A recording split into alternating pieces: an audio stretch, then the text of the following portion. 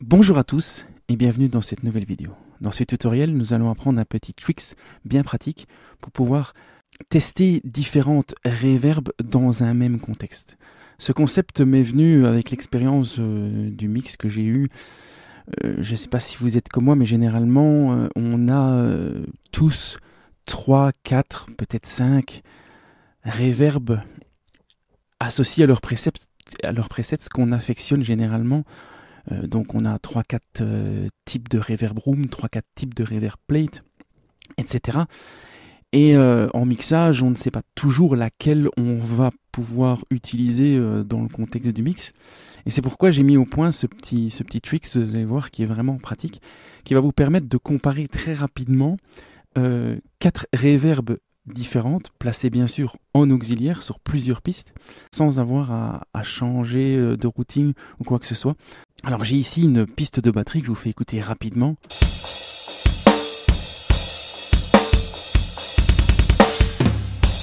Voilà, rien de bien particulier. Je vais ici créer une piste que je vais appeler Reverb Room. Voilà qui est fait. Sur cette piste de reverb, je vais placer ce qui serait 4 presets de Reverb Room que j'affectionne. Par exemple ici, Music Club. Voilà. Il est à noter ici que je vais utiliser la reverb en auxiliaire et donc il faut impérativement que le mix wet dry de ma reverb soit placé sur 100%, ce qui est le cas ici. Alors je vais utiliser une autre reverb que j'ai l'habitude d'utiliser, par exemple, qui serait celle-ci, avec un autre type de room que j'affectionne, le mix également à 100%.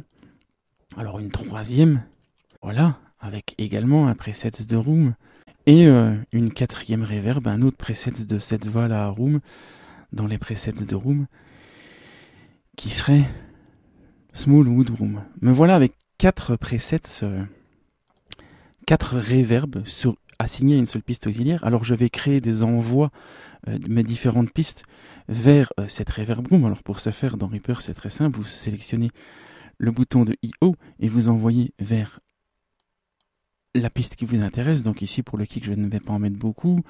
Je vais faire pareil avec la room.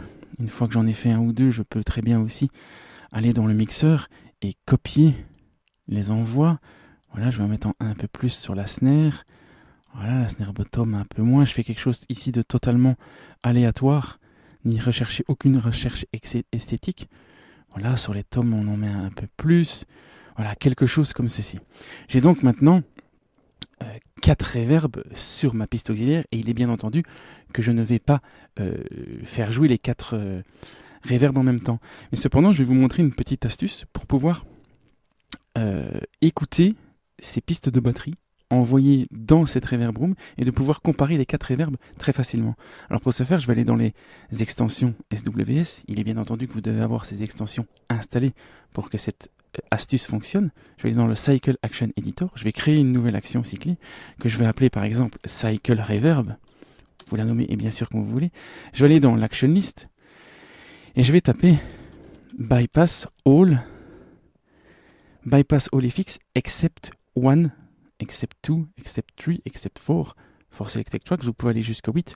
Bien entendu, le type d'action, le nombre d'actions que vous allez placer dans votre Cycle Action dépend du nombre de reverb que vous allez choisir dans vos presets. Ici, je vais me limiter à 4. Je vais donc insérer les 4 actions, except 1, except 2, except 3, except 4. Et entre chacune, je vais ajouter un step, ce qui va me créer une action cyclée. En d'autres termes, lorsque je lance l'action, la première partie est réalisée. Quand je relance l'action, ce sera la deuxième partie, etc. Je vous invite à regarder mes vidéos sur les macros complexes pour comprendre mieux le concept des actions cyclées. Je vais cliquer sur Apply. Mon action s'appelle donc Cycle Reverb.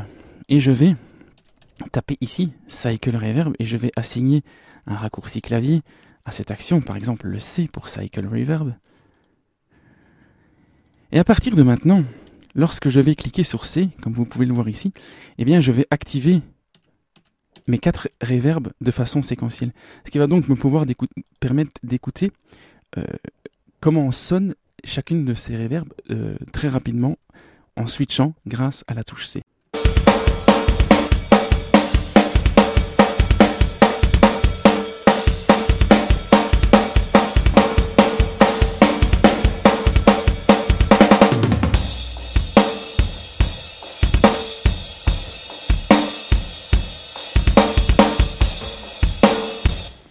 Voyez donc, par une simple pression de raccourci clavier, je peux switcher entre mes différentes reverbs auxiliaires et ainsi choisir beaucoup plus facilement celle que je souhaite. Alors bien sûr, une fois que vous avez choisi votre reverb, vous pouvez bien sûr vous dispenser des 3 autres qui sont bypassés et ne garder uniquement que celle que vous avez choisie. Mais lors d'un mix, qu'on doit faire des choix assez rapides, eh bien voilà, je trouve que d'avoir ces 4 reverbs préférés à disposition, avec ces presets déjà chargés, et de pouvoir changer celle-ci de façon très rapide, nous permet d'avoir une comparaison très précise et en contexte, plutôt que de devoir créer 4 reverbs avec exactement les mêmes sends et de passer de mute en mute. Voilà. Une petite façon de faire que je trouve assez sympathique. Alors bien évidemment, pour ne pas avoir à systématiquement refaire vos patchs, eh bien prenez une fois 10 minutes et sur chacune de vos pistes, par exemple si vous avez l'habitude de mixer avec une reverb room, une reverb plate, une reverb hall, un delay, etc., eh bien sur chacune vous créez une piste reverb room, une piste reverb plate, etc. Pour chacune des pistes, vous placez vos X presets de 4 à 8 ou moins si moins est nécessaire. Essayez d'avoir cependant toujours un nombre constant pour n'avoir qu'une seule action cyclée, vu que l'action cyclée agit sur la piste sélectionnée. Et une fois que vous avez fait ça, donc si vous avez chaque fois, on va dire, 4 presets prédéfinis, eh bien, pour chacune des pistes, Reverb Room, vous allez cliquer droit, Save Track as Track Template. Vous pouvez nommer par exemple mes Reverb Room. Voilà qui est fait. Alors je vais momentanément supprimer cette piste. Et alors lorsque vous voulez créer un envoi, donc créer une reverb pendant votre mix, eh bien il vous suffit de sélectionner toutes les pistes. Ici c'est encore un exemple d'un petit trick très pratique dans les extensions.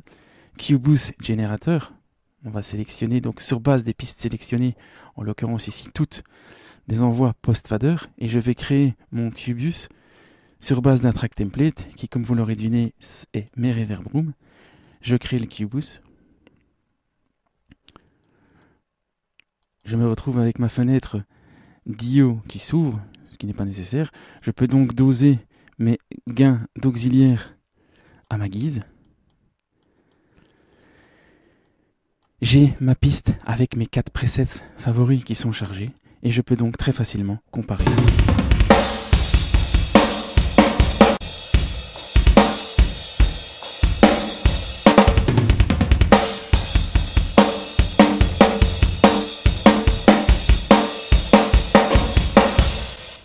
Donc voilà, une façon très rapide d'insérer vos reverbs préférés, de cycler entre chacun des presets pour choisir vraiment celle qui va vous correspondre le mieux dans le projet que vous êtes en train de mixer.